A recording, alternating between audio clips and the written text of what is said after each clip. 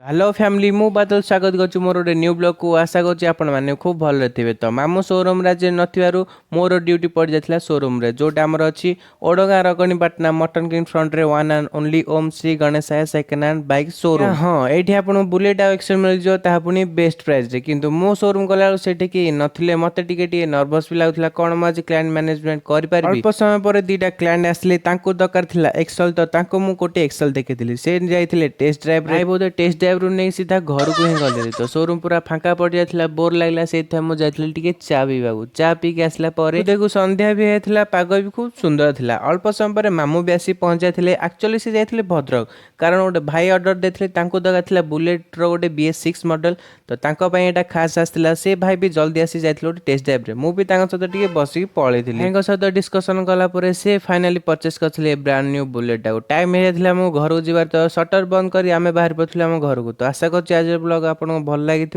एमती भल पाई दिंतु लाइक आउ सब्सक्राइब करूँ थैंक यू।